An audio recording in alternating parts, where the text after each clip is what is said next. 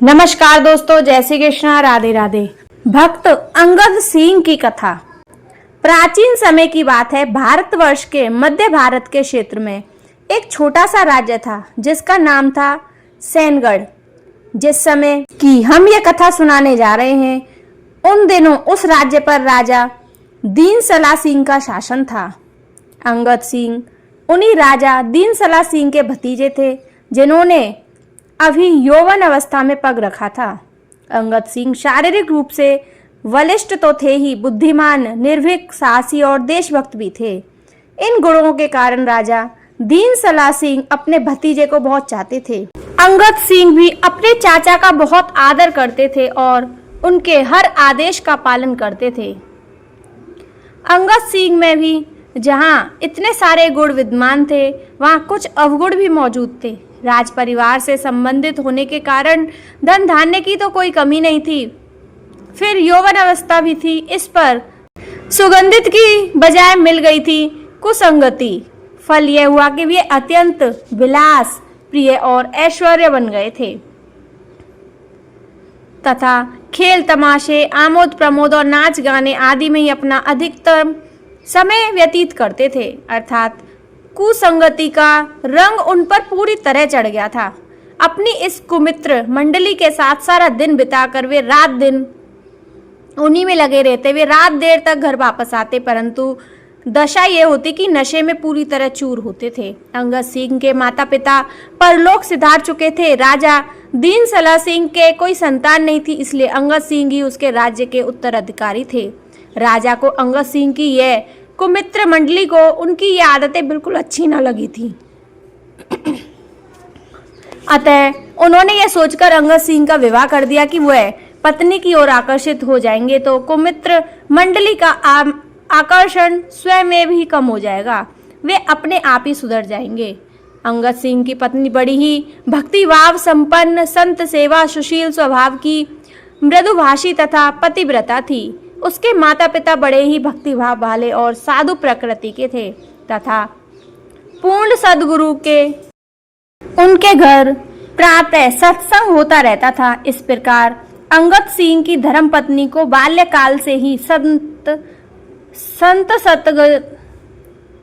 सत्संगति का सुअवसर मिलता रहा था, जिससे उसके अंदर भक्ति के विचार काफी सुदृढ़ हो गए थे। प्रभु भक्त और प्रभु प्रेम का उस पर गहरा रंग चढ़ा हुआ था।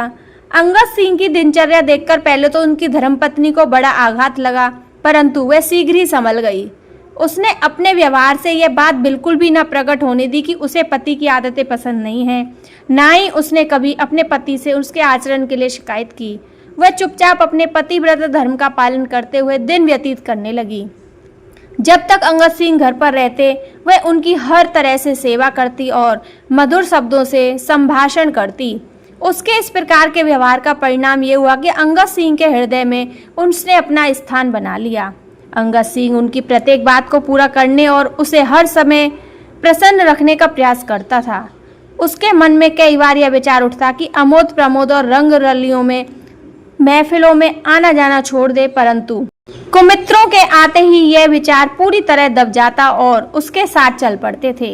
यह देखकर उसकी धर्म पत्नी मनी मन अत्यंत दुखी हो और भगवान के चरणों में घंटों इस बात से प्रार्थना करती कि भगवान उसके पति पर कृपा दृष्टि डाले और उन्हें कुमार्ग से हटाकर सतमार्ग पर लगाएं। भगवान उन्हें ऐसी सुमति दें कि कुसंगति के बदले उसे अच्छी संगति मिल जाए। उसकी सच्चे मन से की गई पुकार रंग लाई और भगवान ने अंगद सिंह के जीवन में परिवर्तन लाने का सब प्रबंध कर दिया। किसी भी कार्य के लिए यदि हृदय की गहराइयों से भगवान के चरणों में प्रार्थना की जाए तो वे भगवान कभी निष्फल नहीं करते। हुआ यह कि एक दिन अंगद सिंह की धर्मपत्नी के गुरुदेव अकस्मात उसके घर आ गए। गुरुदेव के दर्शन करके उसकी खुशी का ठिकाना ना रहा। उसने तुरंत आंगन में उनके लिए पलंग तैयार किया और गुरुदेव उन पर विराजमान हो गए। आज्ञा पाकर वह भी धरती पर बैठ गई। सारे नौकर चाकर भी वहीं बैठे थे। संत कुछ कह रहे थे और सभी उसे सुनने में मगन थे। अंगद सिंह को विलास प्रिय व्यक्ति थे। उन्हें भला इन कार्यों में क्या रुचि हो सकती है। दूसरे अपनी पत्नी का, जो कि भविष्य में उस राज्य की होने वाली रानी थी, इस प्रकार किसी साधु संत के सामने हाथ जोड़कर बैठना बिल्कुल अच्छा न लगा। वे यह सब देखकर झल्ला उठे, किंतु जैसा कि पहले बताया था कि अंगद सिंह की पत्नी ने अपने व्यवहार से उनके दिल में काफी जगह बना ली थी और अंगद सिंह उसे बहुत चाहने लगे थे। फलस्वरूप वे हर समय इसी प्रयास में रहते थे कि उसकी पत्नी सदा प्रसन्न रहे और कभी कोई ऐसी बात ना हो जिससे उन दोनों में एक दूसरे के प्रति कटुता उत्पन्न हो। उस समय भी वहां संतों को बैठे देखकर पहले तो क्रोध से तिलमिला उठे, फिर न जाने क्या सोचकर वे बड़बड़ाते हुए अपने कमरे में चले गए। ना ही निकट आए और ना ही संतों को प्रणाम किया। अंगद सिंह की पत्नी अब सब कुछ सहन करती आई थी, परंतु अंगद सिंह के आज के इस अविनयुक्त और अनीतिपूर्ण व्यवहार से उसे गहरा आघात हुआ। उसने गुरुदेव तो पूर्ण महापुरुष थे जो मान अपमान, स्तुति, निंदा तथा हर्ष शोक आदि से बहुत ऊपर हो चुके थे। ऐसे संत महापुरुषों के लिए भी उनके मन में सम्मान नहीं था। मान सम्मान और हर्ष शोक आदि को सम्मान समझने वाले गुरुदेव अंगद सिंह के व्यवहार से तनिक भी उद्यत न हुए। उन्होंने यह अवश्य जान लिया कि घर के स्वामी के हृदय में साधु संतों के लिए तनिक भी आदर भाव नहीं है। ऐसा जानकर उन्होंने वहां पर अधिक देर रुकना उचित न समझा। वे तुरंत उठ खड़े हुए और चलने की तैयार हो गए। अंगद सिंह की पत्नी ने उन्हें रोकने का बहुत प्रयास किया, रोकने के लिए बार बार प्रार्थना की, परंतु गुरुदेव यह कहते हुए वहां से चले गए कि इस समय हम जल्दी में हैं, फिर कभी आएंगे। गुरुदेव के प्रति अंगद सिंह के अनुचित एवं अविनय युक्त व्यवहार से उसकी पत्नी को गहरा आघात हो ही रहा था, परंतु वह गुरुदेव के वहां से चले जाने पर तो मानो उस पर पहाड़ टूट पड़ा हो। वह मूर्छित होकर जमीन पर गिर पड़ी। सेवक और सेविकाएं तो वहां उपस्थित ही थे। कुछ ने दौड़कर अंगद सिंह को सूचना दी। सेविकाएं उसे उठाकर उसके कमरे में ले गईं और उसे होश में लाने का प्रयास करने लगी। काफी देर बाद जब उसे होश आया और उसने आंखें खोली तो सामने अंगद सिंह को देखकर पुनः आंखें मूंद ली और करवट लेकर पड़ गई।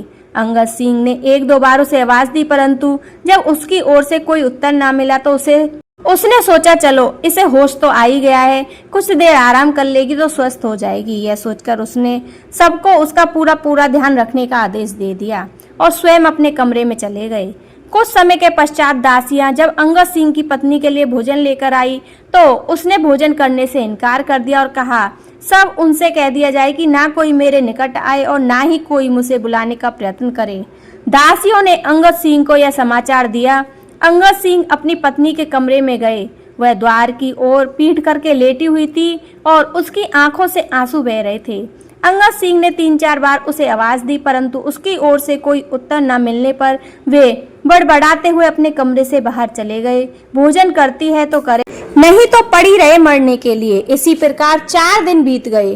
अंगद सिंह की पत्नी ने भोजन करना तो दूर, इन 4 दिनों में जल भी की एक बूंद तक ग्रहण ना की। रोते रोते इसकी आंखें सूज गई। उसकी हालत बिगड़ती जा रही थी। राजा दीन सलाह सिंह को पता चला तो उसने आकर समझाया। रिश्तेदार और संबंधियों ने आकर समझाया, परंतु वह आंखें बंद किए चुपचाप उसी प्रकार लेटी रही। धीरे धीरे यह बात पूरे नगर में फैल गई कि अंगद सिंह की पत्नी ने इसलिए अन्न जल का त्याग किया है क्योंकि उसके गुरुदेव का अंगद सिंह ने अपमान किया है। सारा नगर अंगद सिंह को दोष देने लगा। अंगद सिंह 5वें दिन दोपहर को एकांत होने पर अपनी पत्नी के कमरे में गए।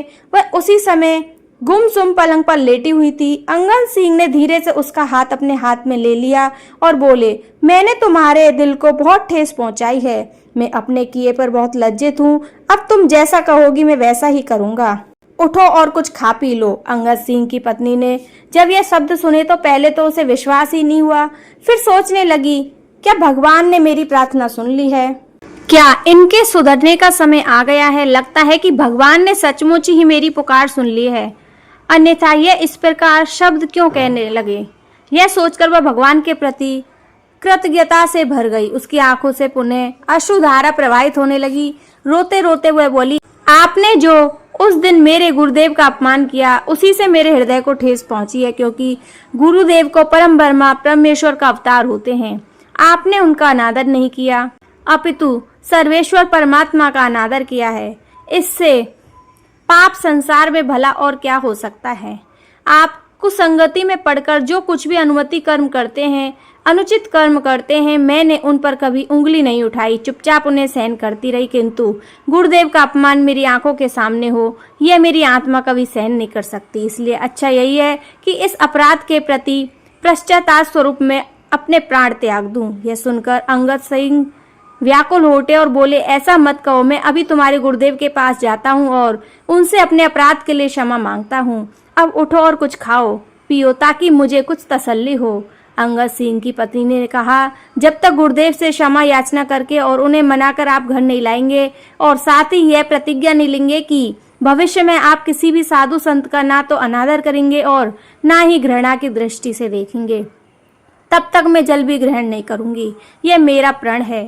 अंगद सिंह ने उसके सामने प्रतिज्ञा करते हुए कहा, जो कुछ हुआ सो हुआ, अब भविष्य में मुझसे कभी ऐसा अपराध नहीं होगा। मैं अभी जाकर गुरुदेव से क्षमा मांगता हूँ और उन्हें मनाकर आदर सहित लाता हूँ। साथ ही मैं ये प्रतिज्ञा करता हूँ कि आज से कुसंगति का पूरी तरह परित्याग करके मैं जीवन का शेष समय सत्संगति और प्रभु के सुमृत भजन में व्यतीत करूंगा।